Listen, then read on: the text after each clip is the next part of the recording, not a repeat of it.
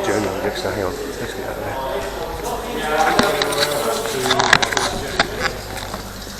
Right then, just on my first long stint on the GSX-R, and I've ridden up to here, California Superbike School. We're doing that today.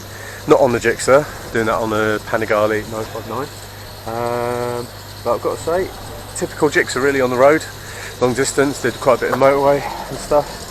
Absolutely lovely thing. And I even managed to sort out the MPG. Sorry, I get bored with miles per gallon talking, but I've managed to get it up to 34.8 now. It was kind of lingering on 31.4, around 32 for a while. And yeah, I've got to say, I'm really starting to like it even more. I mean, there's very few inline fours I kind of like, really, as in that I think I would buy myself, but that thing really is one, because it is absolutely brilliant. But there you go. Hey, look at that, stunning F3 there, look. MV, love an MV as well. Anyway, yeah, because I just wanted to tell you about my first road ride on it, and it was all good. And yeah, I'm actually going to have a good day here today doing level 1 at California Superbike School, and then I'm going to have a ride home on that nutty bugger. So all good. See you in a bit. Hi guys, right then, episode 2 of the new long-term GSX-R1000R, and this time around I am going to start to try tackling the braking issue. Now, like I said in the last episode, we know that they fade on track after about 3 laps of heavy use. We know that, right? Okay. But on the road they're kind of okay. The problem is where I have the lever set, nothing happens there.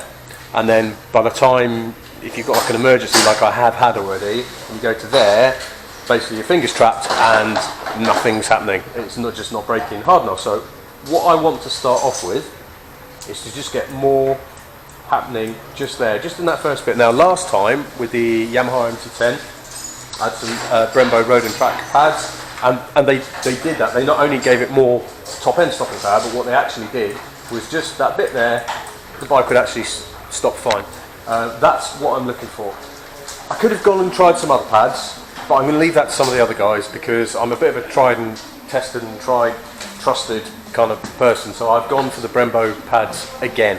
And I can't off the top of my head remember exactly how much they are, but if you look down there on the screen now, I should have, by the time I've come to do this, figured out how much they are and put it there. So they're that much.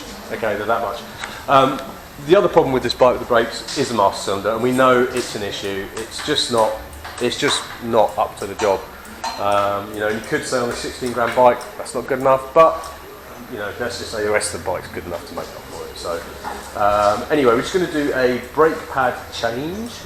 James is going to do it for you guys, just to show how, you know, the man who can does it. So I suppose you could also call this a how to fit your brake pads again. But listen, every bit helps, eh? But anyway, I'm going to go get the pads and we shall go from there.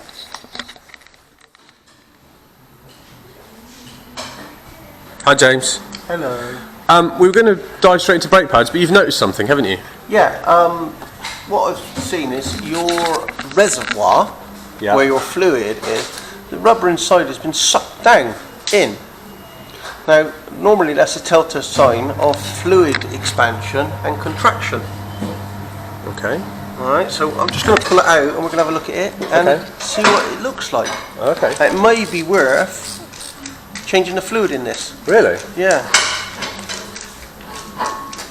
We might have a little bit of water ingress in it as well. Oh. I'll just take that off there, okay? I'll get that off there. Well, what does this? Sorry. So what actually creates the suction-y type? Well, fluid expands and contracts, doesn't it? Yeah. Right. Now, if you're expanding it and then contracting it a lot, it's going to suck the rubber down. I.e., heating the brakes up and cooling them down quite quickly. We're going to suck the rubber down. So I'm going to pull this out of here. Oh, sorry about that. Didn't mean that to happen. Oh. Oh yeah. Look at that. Let me clean this brake fluid off. Okay. That was stuff on there. That was quite.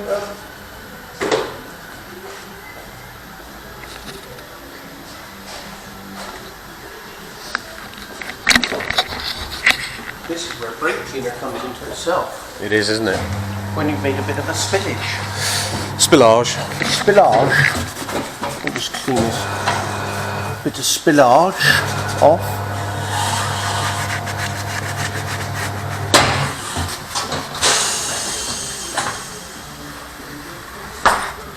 Oh, to be honest, I've never seen that before. Any sensible person would have put a bit of paper around there. But me being not sensible, So I fed you too many yum-yums. I think that's what it is. Look at the condensation in the top of there. But why has this happened? Well, brake fluid's hydroscopic, and Yeah. obviously heat's been generated as well, with you taking this on track. So boiling over, basically. Yeah. Yeah. So that's what's been going on. Oh dear. So we'll pop that back into there, and we'll give this a clean out, and I think it wouldn't be a bad idea to put a bit of fresh fluid in this. Okay. Okay, that's Again, I've never seen that before. I'm no doubt it happens because you know about it, so it must happen often. We see it on lots of road bikes that go on track and so forth. You know, if you've got a brake fluid in there, that's not a high temperature brake fluid, so subsequently it gets heated up quite a lot on track. Yeah. With brake use. So what's a good fluid for road and track use? But normal, good quality, .3/4 is good. But if you're going to go on track as well, you need to upgrade to something with a bit of a higher boiling point. Okay. All the manufacturers do it. Yeah. They all do a racing type brake fluid of one sort or another, but we'd look at something like the Motul 600 or 660. Okay. It's all gone fidgy widgy. Well, that is. Glad you've noticed it though. I mean, would that have affected braking performance? Really? No. Well, the fluid's gone off. Yeah. The fluid's gone. It's lost its best. It's past Yeah. its sell-by tape. Yeah. The sole has worn out the slipper. It's shot the bolt. And would this have deforming affected? Not really, Oh, right, but okay. it gives you a visual indication straight away. Something's going on. Because when you bought this bike new, Yeah. did it have that sticking down inside it? I don't remember seeing it like that. It wouldn't No. have done. No. It wouldn't have done. It's after we've taken it away on track. Yeah, you've got the brakes real hot, the fluid's got hot. You said before that the brakes disappeared on track. Three laps. There you go. There's your heat generation straight away. If you think about your molecules in your brake fluid, when they're getting hot, they're compressing, so you're losing the brake. Yeah. Because that's what all this is about, is hydraulic and molecule structure Yeah. and compression.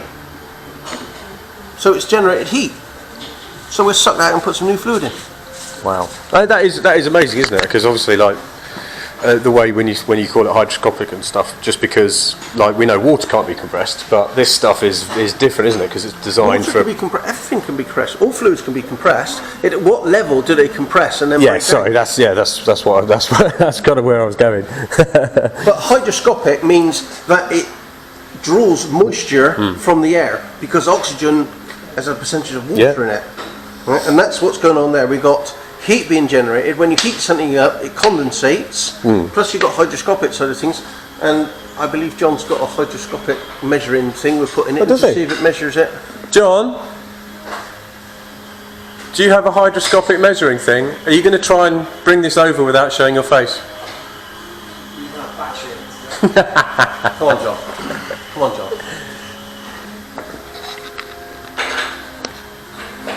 It's got a small percentage, hasn't it? So it does have. It's got water in It's it. got water in it. Gotcha. And how old is this bike? Not very. It's got water in it already. Okay. So, comes back to the whole thing is frequent servicing. Yes. That's the kind of thing that a main dealer wouldn't ordinarily look at, right? Which is not detrimental to the main dealer in a way Suzuki, but it doesn't take into account the usage of this bike. Yeah. Yeah. So that's where specialist companies like what we do look at the bike as an overall package and not just follow the main dealer or manufacturer specification. We look at it and go, okay, this bike's been used on track, this is and make subtle changes to the service package accordingly. Yeah. So what you're saying is, if this bike came in went somewhere for an MOT, they might not even pick up on that. That's nothing to do with MOT. Yeah, that's what I mean. It's absolutely nothing to do with MOT. You got fluid in it, it's fine.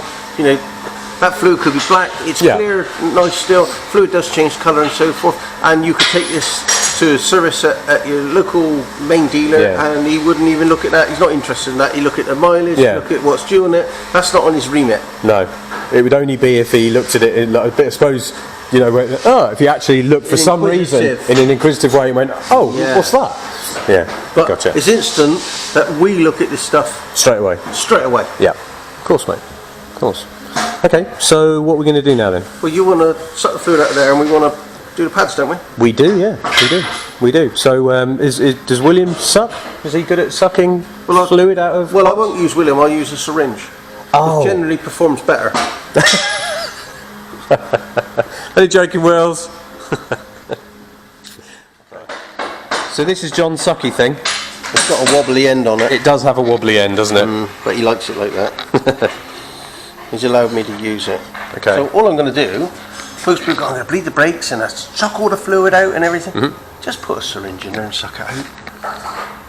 It just saves a lot of aggro.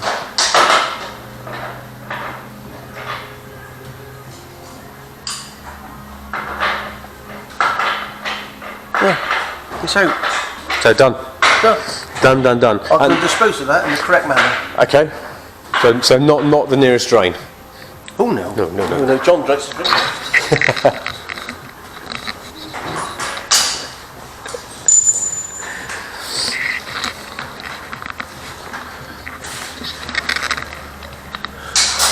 So, obviously we've taken the fluid out of there, but there'll still be some fluid in the system? Yeah, but we're not going to do anything with that at the moment. Okay. I'm going to put that in there so I get the last of that out then. Right. A little bit of paper. Because bear in mind, we're going to take the calipers off now. I'm going to push the pistons back, so fluid's going to come back up through. Oh, of course it is. Yeah. So, just to see how much fluid comes back up through, it's how much, there's a little bit in there, so it's nothing major. Let's get a socket and take them out. There we go. What would be for someone changing their brake pads at home, James? And I need to say actually, with this camera we need to speak up a little bit. Okay, darlings. Okay. If someone changing the brake pads at home, James, what would be your number one tip for them to do, to not forget, to add, to use, whatever? Don't fit unbranded brake pads. I know people who've done that. I know off people who do eBay. it. Yes. Buy something with a brand, trusted, with some feedback. They're nicely greased. Who did that? I believe that was John when we changed tyres. Right, so I've got to get this caliper off. So in order to do that, all I do, I just give it a little twist, just to push the pistons back a little bit. So it gives me a bit of free play to get it off. Easy. Easy. But you see, we've got a bit of brake dust Build up. inside there.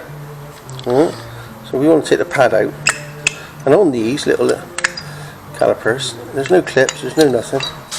It comes out Just like that? just like that.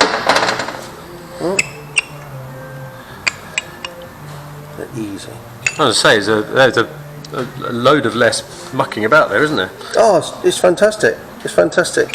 Your caliper's not in bad condition, but what we do, we give that a bit of a clean up with brake cleaner and that. We get the other side off. Yeah. And then we push the pistons and make sure we're all free. Without getting any brake cleaner on the yum-yums, obviously. Yeah. I mean, that would just be crazy. We need to do the other side. Okay.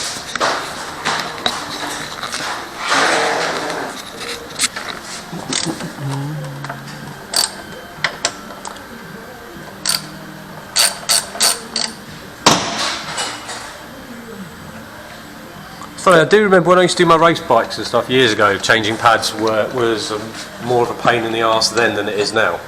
Well, different calipers have different ways of fitment. Yeah. Single pins, multi-pads.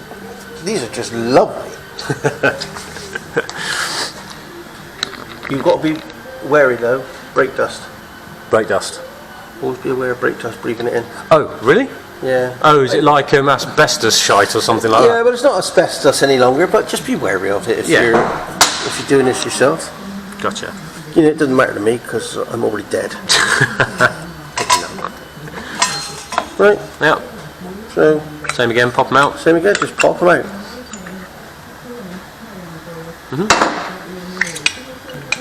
Wear's looking not too bad for 3,000 miles, I suppose. Well, No. these 3,000 miles and probably 5 or 6 days on track. OEM Brembo pads, aren't they? Yeah. So they're shite. They're built to a specification. Yeah, like everything else. We've got a bit of fluid come back in the top now, see? So if I push these... Hang on, I'll come round here. Yeah.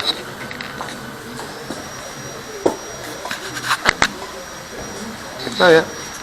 You see fluid come back up? There we go. Yeah, some pop back up in there.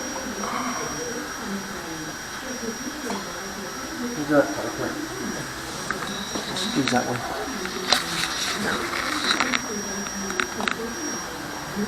Come back up? I think so. I can't really see. I'm trying to look through the back of the screen. Yeah.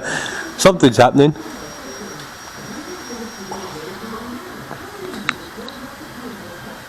There's definitely something happening. Well, look how much has come back up in. Yeah. It's right up to there, and that was empty. Yeah. So I'm just pushing the fluid back out from the caliper. And there it is. Yeah, look, it's nearly... It's half full. it's half full. Yeah. So you haven't got to go mad pumping loads of fluid out. You know, a lot of people get the master, undo the nipples, pump the full. Don't do that. Right. That's not the way to do it. Okay. Right? Yeah, it gets the fluid out, but it's not the way to do it. You can suck it out with a vacuum sucker if you've got to, but we just do that, just suck it nice and easy. Don't make your life stressful. Yeah. Make it easy for yourself. I like that. Easy. I like easy. Right. If anyone hadn't noticed, I've me got dirty coming in. hands, so go. You're going to go wash your hands? Okay. Well, then clean your hands so we can put new pads in. Lovely. You're just giving them a quick clean, James? Yeah, just put some brake cleaner in. They're all free and nice. But if your bike's done more miles, you might want to spend a bit more time cleaning them and getting your dust out and so forth, making sure your pad locations are good. But these are in good nick, aren't they? Yeah, it should be really on a 3,000 mile bike, I reckon. And they're Brembo calipers, They are. Yeah. which you can purchase for your machine if you don't have Brembo calipers. Just like that. And they won't be super expensive, those ones, will they? No, they're about... Well, Suzuki got them on offer at the moment. Yeah, of course. You know, because of standard fitment. Yeah. So if you had an earlier GSX-R and it didn't have Brembos as standard, you could bolt a set of Oh, and they're pretty much bolts OEM Brembos on, and they bolt straight on in retrospect for not a lot of money. No. You know, I think they started at like £300 a pair Oh, really? without pads. Oh, okay. Well, that would be a good way of upgrading, I suppose, wouldn't it? That's phenomenal. Nice and cheap. Cheap. You see the difference in the pad Yeah. between the replacement ones we've got and the ones we've just taken out? Yeah. Okay. I don't know exactly, because I'm not a scientist in brakes, but we've got a number of slots, and the slots are different thicknesses, but we also got this pad that's bigger here than this one here, and we've got 4 equal ones here, and I wonder if this is a racing type pad.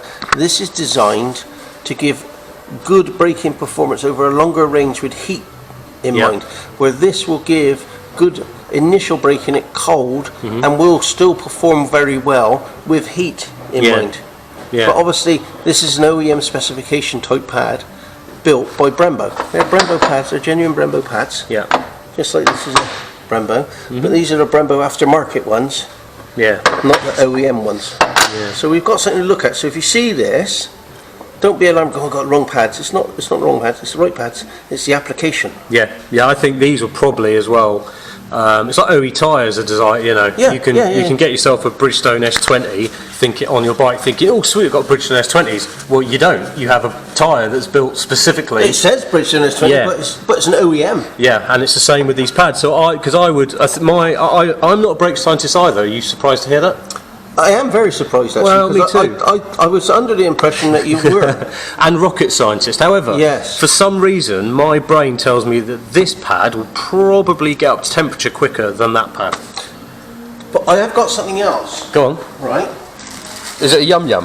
Well, as a comparison, you could use a yum yum, Yes. which, as braking efficiency, would possibly be, in theory, outperform these two, but I don't think it actually will. No, and I don't think they'll taste as nice. No. So I'll eat this yum You yum. eat that yum yum, And, and then we'll move on to pads. Yeah. Yeah, is that okay? Okay.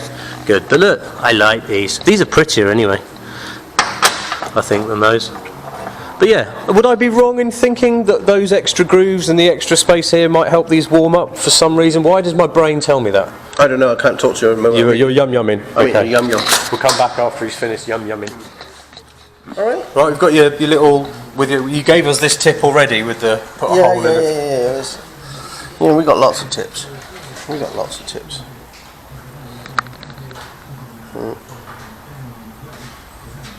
So you're doing the edge, part of the edges? Just do the edges, help it slide a little bit. A little bit too much on there, but that'll be alright. It won't kill us, will it? No. And then do you put any... Yep. Well, you can put a little bit on the back, you know, if you want to. On a track bike, we don't bother. Right. Because the pads are in and out so often, we don't bother. No. Why would you? We have no need to, do you? Shall I put the pad in this way? Go on then. Right. Come on.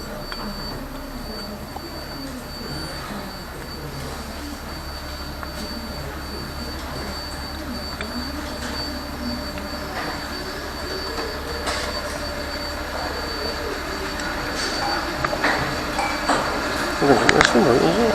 Yeah, I don't know.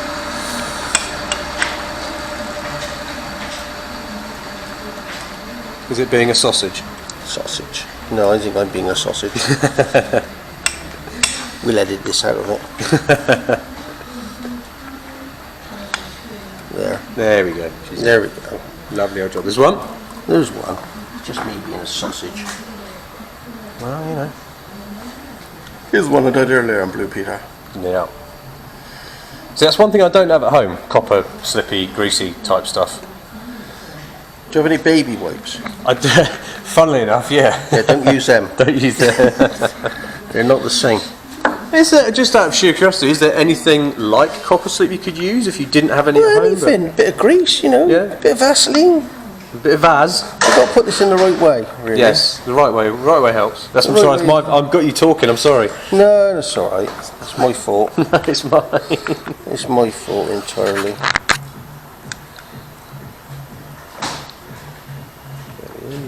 Come on. Ain't got enough clearance on this one. Have we not? No. Come on. Oh, is that just getting the pistons back in? You mean? Yeah. There we go.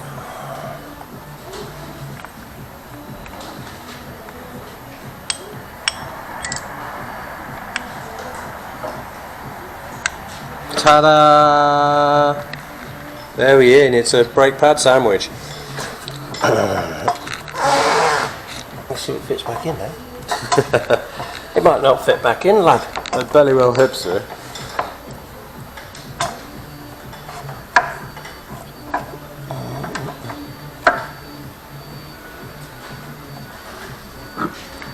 Bit of the old copper on the bolty wolties.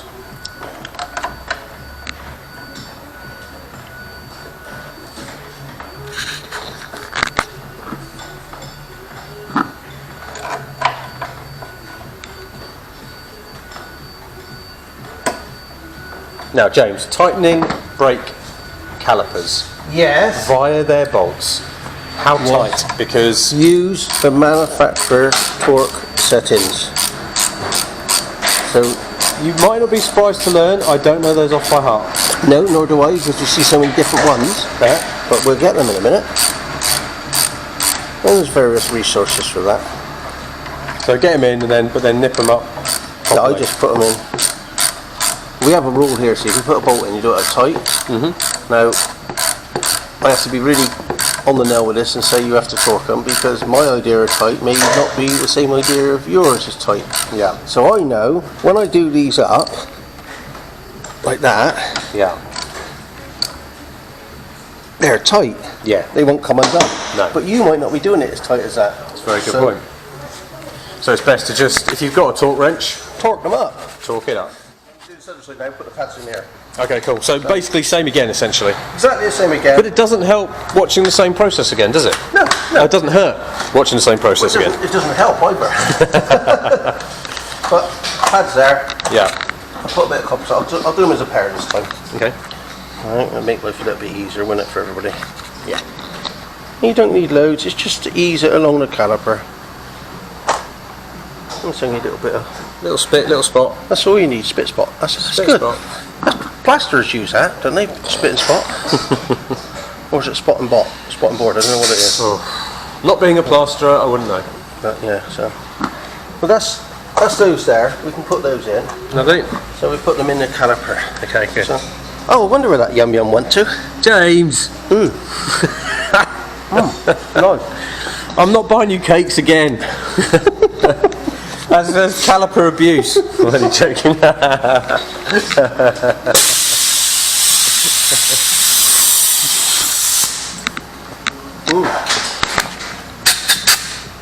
We get the yum yum out. Get the yum yum out, yeah.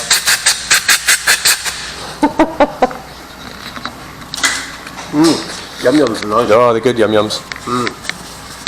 Not as good as Brembo's. No, Brembo's better. Right. There's still a tiny bit of yum yum. There's still a bit of yum yum There's in still there. a tiny bit of yum yum. Well, I'm going to let you have that. Okay, thanks.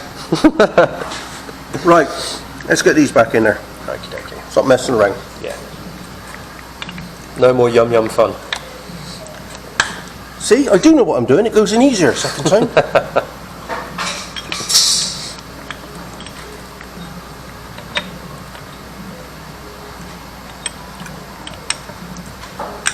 There you go, Look at that. Easy peasy. It's like a professional doing it. It's like you've done it before. Yeah. Right, bolts.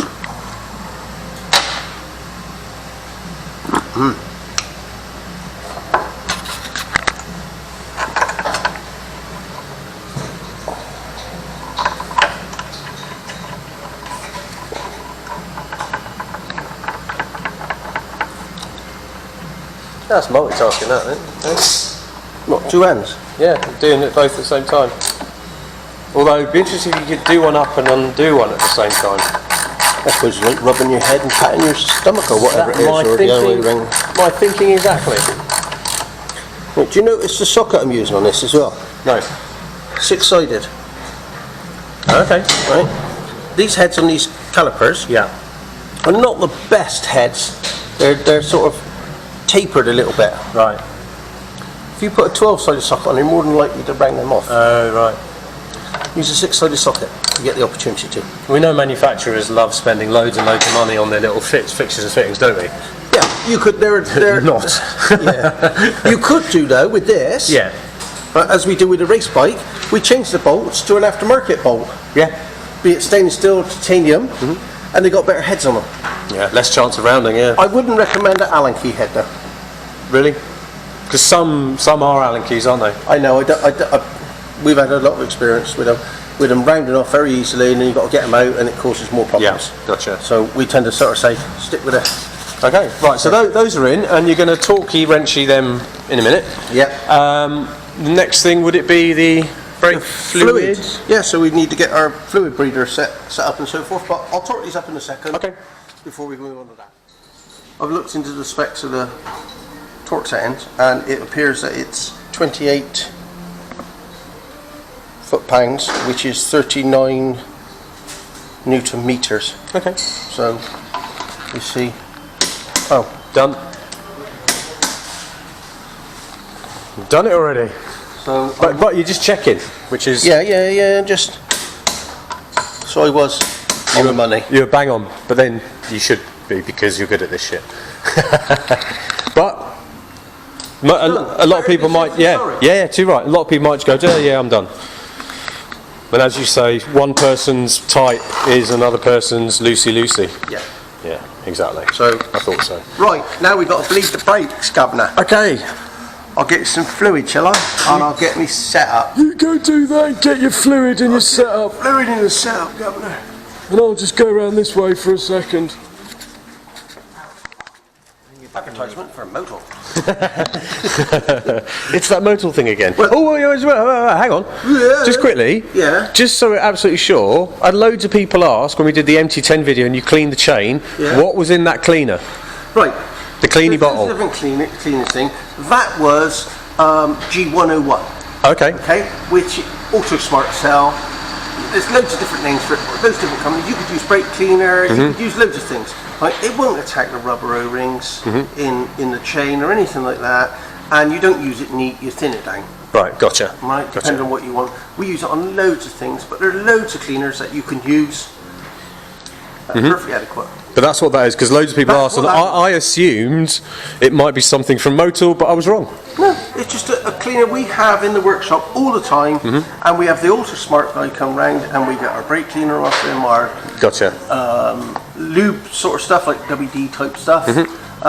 And he does a cleaner, which we use in the pressure washer, we use in our parts washer, we use it neat, we clean the floor with it, brush our teeth with it. So what have we got here then? We've got some Motul, you say 600? 600, right? So this is Motul .4 factory line 600, and it has a typical dry boiling point of 312 degrees centigrade and a wet boiling point of 205. Okay. How much is a pot of this? It's about 20 quid. Oh, is it? Okay. Yeah, it's not a load of money. Now, what we do, and this is John's little trick of the trade, Right. don't pull the cap off. Ah, Put a little hole in there, okay. because when you go to pour it in the reservoir, you've even got a little hole it's coming out of instead of a freaking great big hole when you pull it. Yeah, no, good point. So it's a little bit easier. Again, I'll go on the other side. I'll get out of your way. I'll go on the other side. There you go. right? If you've got a bit of a shake hand, put a bit of cloth around. Yeah, Get your thing. which I do. All right, which you would normally do. I'm a bit of a get it in there, worry about it later. So we're going to fill this reservoir up now, which is empty because we've drained it of fluid. I'm going to fill it to the upper level. There we go. Okay. Okay. Filled to the upper level. And now I'm going to get an 8mm spanner so I can crack the nipples. See, we have a little. You got your thingy set up there? Yeah, we have just an empty old brake fluid bottle. It's got some old fluid in it. We'll cut holes in it. John likes that. He likes to drink it. But we got to get in here. And it's a bit of a bind to get right in there. Would turning the wheel help? Make no difference whatsoever because Still the same, basically. it's still the same. Yeah. All right. Okay. So all change. All change. It might be just as well if I come around this way. Feed it on there. There seems to be a bit of a strange place to put it for ease of accessibility. Well, it's not that bad. There are worse places to put it in there. I suppose. No, Right, so that's on. that's on. Well,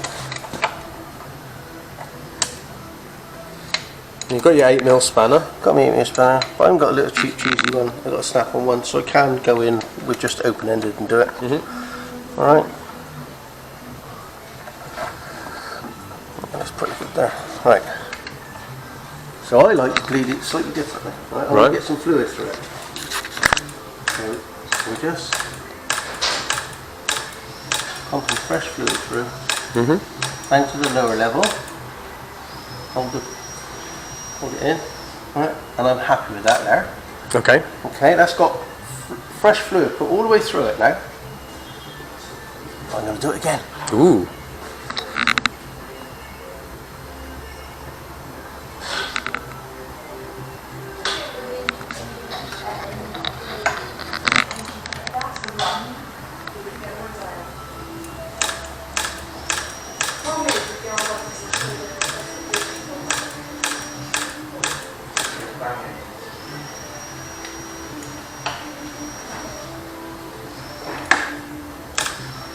He's done. Done. He's done. Dunny McDone. Round to the other side now, lad. Okay.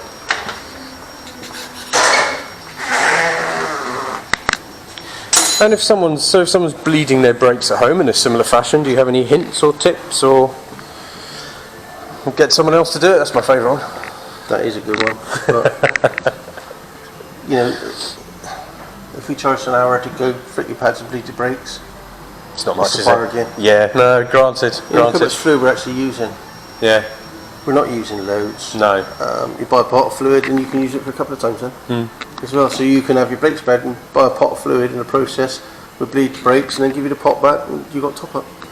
Gotcha. So same deal again then? Yeah, exactly the same. I'll try and get in from this side this time. That's easier. There, that went on easier. There you go. Barely had anything to look at. Right. I'll put some fluid in. Okie dokie. Watch this now. Well, it's interesting because obviously I didn't expect this to happen today. I expected we're just going to change the pads and go from there. So that is, yeah, I suppose fortuitous in some ways.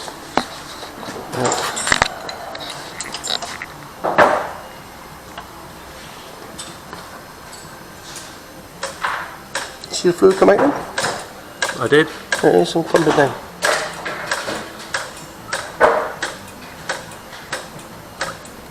All we're doing is pumping fluid through the system.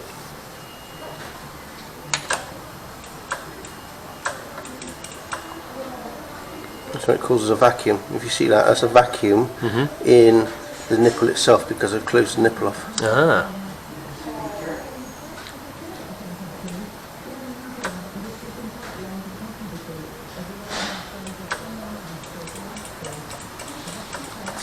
Let's see if we can get any more.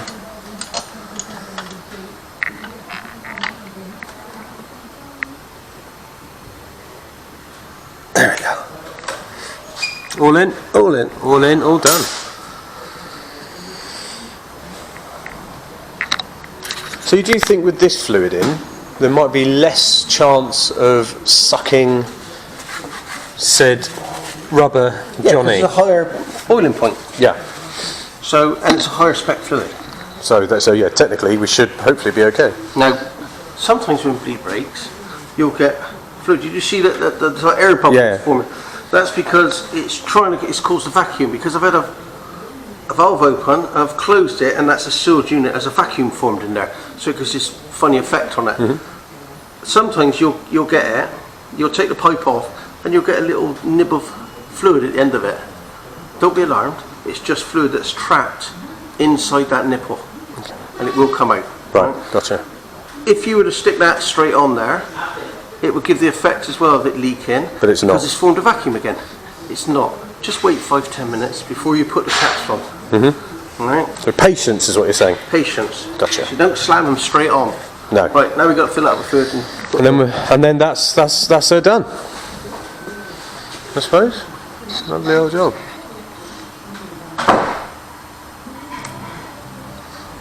Let's just get the steering straight. Yes, about. I don't like to fill them up. Right. I like to allow a little bit for expansion. Okay. Right, because you are going to go on track with this. Yeah. Yeah, We I don't am. want Soon. the same thing happening No, again. yeah, good, fair comment. So, we get our little Rubber Johnny. Ladysmith Black Mambasa. That goes in there. Then we get our collar. That goes in there. We got our cover. Now you have got a, just thinking about it, you have got a nipple here. If you were bleeding the brakes from a dry system, you'd want to bleed it from here and everything. But I pump fluid all the way through the system. Yeah. We haven't actually drained the system down. We've just passed fresh fluid through. So I don't need to do that there. Okay. But it's something you may want to consider doing if you've got a new system and putting new calipers on. Yeah. Oh yeah, if you're putting a whole new lot on, you need to do the whole thing, don't you? Well, of course.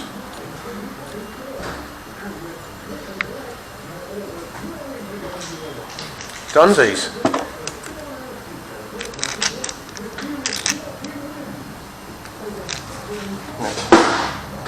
I'll put these on now. Put your nipple coverers on. Yeah, put my cover Tassels, your nipple tassels. to the side on that. T'other tassel. Again, if you're unsure of how tight this nipple should be, there are torque settings available. There are. Okay. I'm not going to bother now. I trust because you. I know how tight they got to be. I've done this once before. There. Mate, thank you so much. Done. Brilliant. Thank you, James. Mega as always. And yeah, now I'm going to be interested to see what difference our new fluid and our new pads are made. But obviously a bit of bedding in time for them, but after that I'm just hoping I've got that bit more. Do you know, I can already feel a difference. Just there, I can already feel a difference. You'll feel the difference when you ride down the roof? Yeah, I think I will. Brilliant. Thanks, James. Thank you.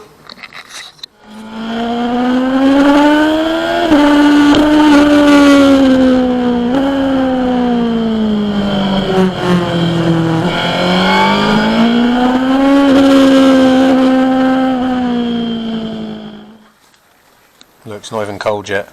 It's not even cold yet and he's wearing a fleece. Damn right. You big girl. Bye. Bye. You have fun riding bikes, these. Well. Right then, so brake pads are in. Are they any better? Well, I would have to say yes, there is a definite improvement in the brake pads, which I will get to in a moment. But first of all, I've got to close the door upstairs because Martin is talking, doing work stuff.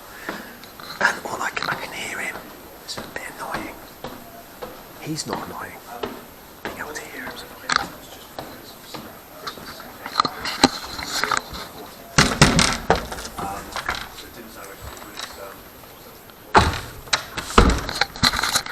Right, okay, so brake pads are in, and are they improvement? Yes, they are an improvement. However, the job is not quite finished yet. So, as you may remember me saying, I wanted, and you're going to see something on here now, which you're going to see fitted actually in the next blog.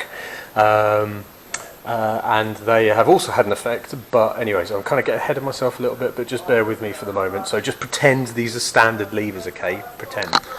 So I now have more movement here, which is where I wanted it. There's more kind of pressure, but the outright braking force is still a little, lacking.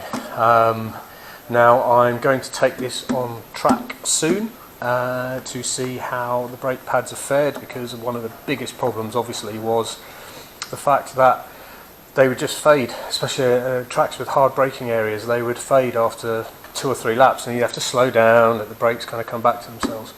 But I would say I think the pads are 110 quid I think for the set or something like that. It's an improvement, it's a definite improvement.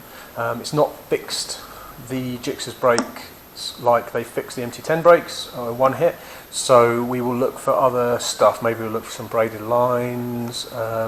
Eventually we might end up going on the master cylinder, but what I want to do is just try and do it as cheap as possible first. So yeah, a definite improvement, but still could be better. But there's a couple of other things I want to talk to you about with the Gixer. And I mean, first of all, looking at this here, which is the dash, you can see I have 6 miles left. I just want to talk about things like electronics. Suzuki say that if you want to do wheelies and stuff on this bike, then you need to have the traction control set at 3 or below. But actually, the truth of it is that really, if you want to be able to kind of lift the front with nothing impeding, you need traction control on 1. However, 1 is pretty much the best one to have it on anyway. I mean, there's this thing about electronics that is it winds a lot of us up, and people go, oh, I don't want to don't want computers riding my bike. It doesn't work like that at all, and it really hasn't worked like that for years. The fact of the matter is, if you have electronics set where we would say you should do, which is low on the lowest possible, they give you a little helping hand. They don't ride the bike or anything like that, and it's still perfectly possible to high side a bike with traction control if you've got it on the lowest settings. But you want it on the lowest settings because that way you work with it out of the corner, feeling for the grip and what the traction control's doing. And that is the best way to go about it. Now look, I know a lot of people who stick their traction control really high and they're happy with that, and that's fine. And with the traction control that, towards the upper reaches, yeah, you're probably never going to have a high side, unless you hit some oil or something. But yeah, honestly, the best way to have electronics, things like electronic braking control, have that low. Traction control, have that low. It's different for different bikes. On the Gixer, I have it set on 1. On something like a Tuono, 1 or 2. A Panigale, kind of anywhere between 1 and 3. It very much depends on the bike because they're all different.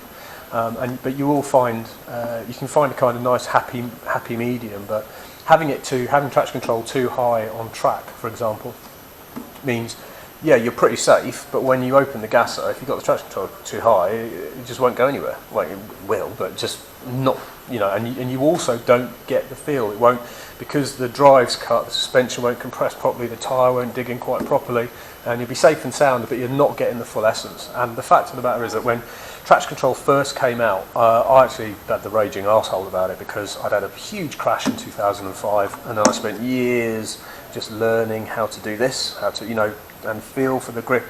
And so I was a bit narked about it, but then when traction control started getting sophisticated, which really was 2011 with the the Aprilia APRC and the ZX-10 that year, that's when traction control really started being amazing.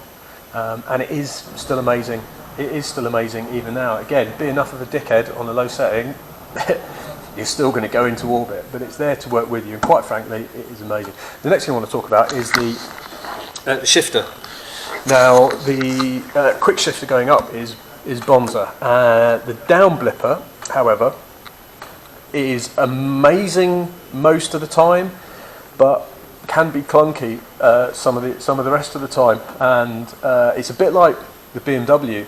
The difference between this and the BMW is sometimes on the BMW, if you've got a little bit of lean and try to use, and you're braking into a turn, it just won't. Sometimes the lever just won't shift. And I had this on a few S1000Rs, and I had an S1000R long termer as well, where the same thing happened. I mean, again, it's normally all right, but the point being that this can happen.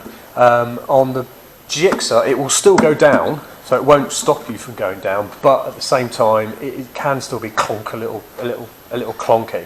So it's not perfect. But I'm going to look at maybe putting an aftermarket shifter and blipper on this, just to see how well it performs, basically, in relation to the standard one. Aside from that, next episode coming up, I'm going to try and get her on track. I'm going to fit some new levers, which you've already seen, in this one, and a whole load of got some nice Yoshimura bits and pieces. And once that's done, then there's the kind of foundation stuff done, and then we can start looking at. First will be a rapid bike, which is like a Power Commander type thing. We'll play with the fueling with the SP Engineering Canon. Then I'll put the Yoshimura Canon, and we'll play with the fueling again. And then I'm going to go for a Yoshi full system after that, which I think is already on the way. But I must say, this bike I'm loving this bike. It is really, really good. The looks aren't anything to shout about, but and the dash is a bit Amstrad rather than Apple, if you get my drift. But I just, apart from the brakes, everything is awesome. And one last thing, something to think about if you're thinking about buying the GSX-R1000R in the UK at least, I would say definitely consider the stock bike, which is, I think it's over £3,000 cheaper, or about £3,000 cheaper than this, because it's got pretty much the same everything. It hasn't got the quick shifter or the blipper, but that can be added for about 600 quid. But it's got pretty much the same electronics. It's got pretty much the same brakes. The big difference is the suspension. The Showa again, but they're Showa BPFs from the last GSX-R, and there's nothing wrong with them at all. They're great. I've ridden it on track. I've ridden the bike on track at Portimao, the stock one up against this, and the chassis are really, really, really similar. This is just when you really are pushing really hard. This Showa kit on here just has a tiny bit more class to it. But the simple fact of the matter is that I honestly think if I was going to buy a new GSX-R myself, I would buy the stock one. I would buy the stock one, get the blipper put on, and then we're away, because it's almost every bit as good as this one. So a little bit of consumer advice there. But look, as usual, any questions, anything you want to know, any queries, want to tell me I'm a tit, whatever. Actually don't, a bit sensitive. Get in touch, and thanks for watching, guys, as always. Cheers.